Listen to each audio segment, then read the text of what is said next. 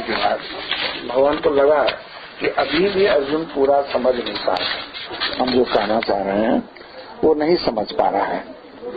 तब उन्होंने कहा कोई दूसरा गुरु होता तो कहता ऐसा भूसगोल विद्यार्थी जाओ तुम नहीं समझोगे उनके, लेकिन भगवान कृष्ण ने कहा नहीं, तुम हमको जो संपूर्ण गोपनीयों से भी अति गोपनीय है उसको तुम फिर सुनो।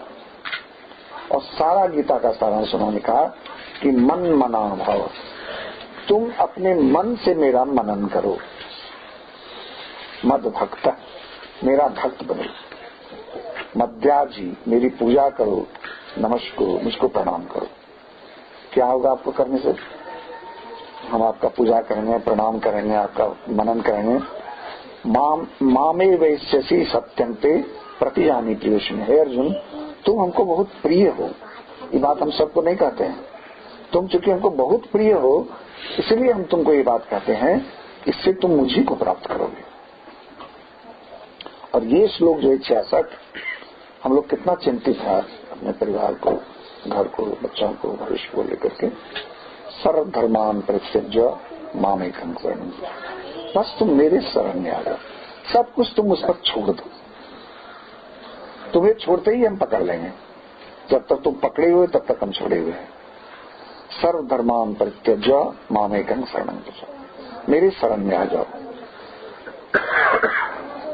और कहा अहं त्वं सर्व पापेभ्यो, हम तुमको ये वचन देते हैं कि हम तुम्हारे सारे पापों से मुक्त करके तुमको मोक्ष प्रदान करेंगे, ये मेरा वचन है, भगवान का कहा हुआ।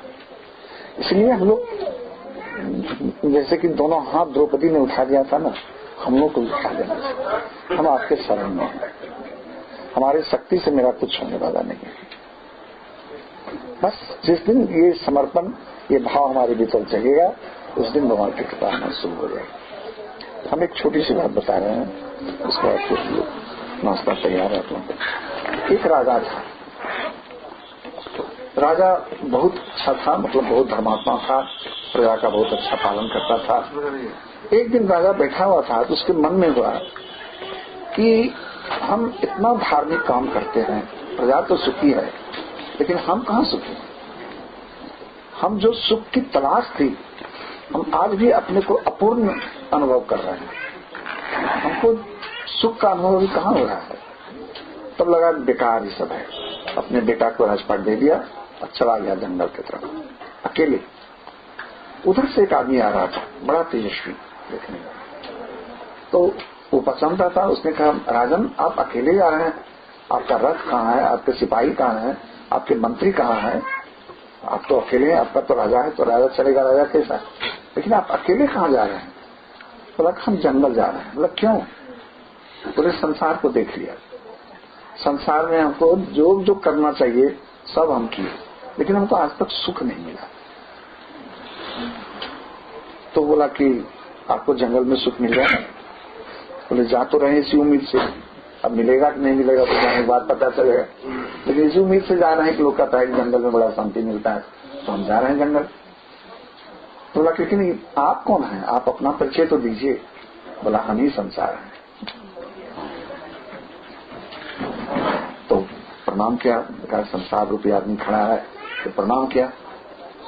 तो बोला कि हम आपसे एक प्रश्न पूछना चाहते हैं कि जो सब धर्मशास्त्र में धर्म की बात बताई गई है, कुआं खुदवाना चाहिए, उन्हें 1000 कुआं खुदवाया, धर्मशाला बनवाना चाहिए, गाछ लगाना चाहिए, दान करना चाहिए, इतना दान दिए हैं कि लोग ले नहीं जा पाता था, लेकिन फिर भी उनको सुख नहीं।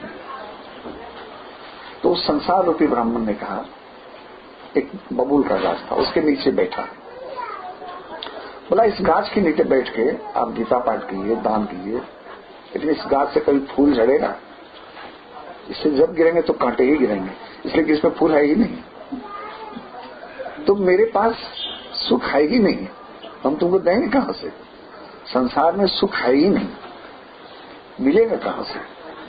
तो बोला तब ये बताइए सुख है कहां? बोला तुम्हारे भीतर। बोला हमारे भीतर सुख है तो फिर हम दुखी क्यों हैं? बोला इसलिए कि तो सुख को तुमने अभी पहचाना नहीं। एक आदमी को 5-6 बेटा था, तो कहीं जा रहा था तो एक बेटा गोदी में था, तो गिनने लगा तो 5 हो गिना, बोला छठा मेरा कहाँ चला गया। देखो साधु आया, बोला ये आपके गोदी में कौन है? तो था तो पहले भी अभी भी, लेकिन उसको बता दिया। वही जो बता देता है वो गुरु। तो बोला कि जो जिस सुख की आप तलाश कर रहे हैं वो आप ही के भीतर है। बोला हमारे भीतर है, हमको पता नहीं, और उस सुख को हम संसार में खोज रहे हैं। बोला आप वहां खोज रहे हैं जहां है नहीं, और आप वहां देखते नहीं है जहां है। तो बोले हमारे भीतर कौन सा सुख है? बोला आप हैं क्या ही बताइए। बोला हम राजा हैं। बोला आपका प्राण निकल जाएगा तब राजा रहिएगा, तुरंत लोग जला देगा। आप प्राण वायु हैं, आपके भीतर जो प्राण चल रहा है आप वही है, और वो जब तक है तब तक आपका राजा करके पूछ है। जिस दिन वो निकल जाएगा, वो प्राण वायु निकल जाएगी, उस दिन आप जला दी जाइएगा, और वही आपके सुख का। आप उस श्वास को पकड़ लीजिए, आप प्राण को पकड़ लीजिए। हमारे गुरु ने यही कहा है कि तुम्हारे भीतर जो प्राण है वही तुम हो, वही सुख का भंडार है, तुम उस प्राण को पकड़ लो।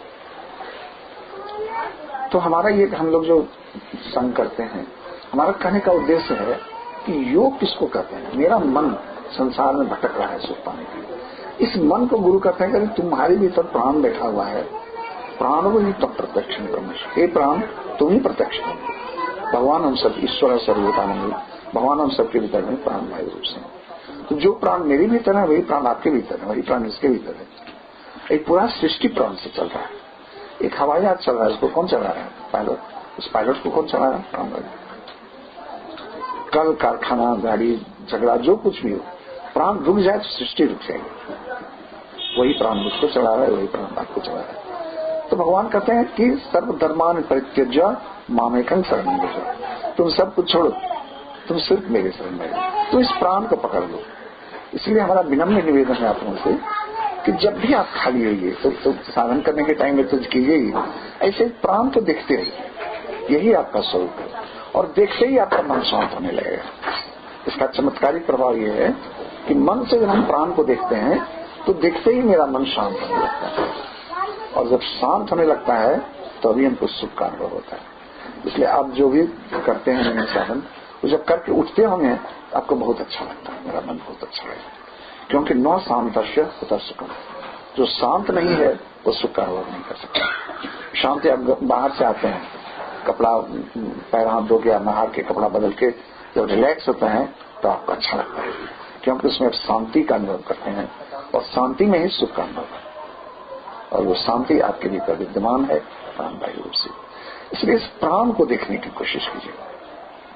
प्राण के साथ जब हम भगवान का स्मरण करते हैं, उसी का जपा करते हैं, तो स्मरण कीजिए, बहुत अच्छा। नहीं भी कीजिए, खाली प्राण को देखिए, वही आपके भीतर सुख का संभान है। और ये जो शरीर है ये तो बीज का फल है, जो वासनाएं थी वो फला है शरीर के रूप में। लेकिन आप शरीर नहीं है, आप तो प्राण है।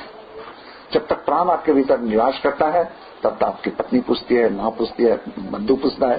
जिस लिए प्राण चला जाएगा उस दिन कोई नहीं पूछेगा। इसलिए तमेव सर्वभावी भारत, कि हे अर्जुन तुम सब तरह से सर्वधर्मान प्रत्यज्य माने, हमने तुम्हारे भीतर प्राण वायु रूप में, तुम उसके शरण में आ जाओ। और हम तुमको वचन देते हैं, ये अहम तो अंग सर्व पापी मोक्ष से सोचा, हम तुमको सारे पापों से मुक्त करके, प्राण से अलग रहना ही तो पाप है, प्राण से युक्त होना ही तो पुण्य है। जब मुझसे तुम युक्त हो जाओगे तो तुम्हारा पाप तो अपने खत्म हो जाएगा, तुम तो ऐसे ही मुक्त हो जाओगे। तो लेकिन ये बोल रहा प्रवचन दे देना बहुत आसान बात है, ये होगा नहीं। होगा कैसे?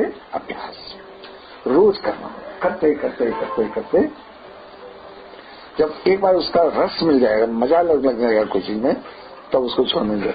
शराबी तो शराब का जब मजा लग जाता है ना तो वो छोड़ना नहीं चाहता है। तो उसी तरह करते करते जब उसमें आनंद का अनुभव होने लगेगा तब आप चाह के भी नहीं छोड़ सकेंगे। इसलिए इसको करते रहना है। और ये सत्संग इसलिए हम लोग करते हैं कि हमारा ये उत्साह खत्म नहीं हो जाए। क्योंकि देखो अब हम लोग सब आदमी बुढ़ापे की तरफ बढ़ते चल रहे हैं, किसके पास कितना समय है कोई नहीं जानता।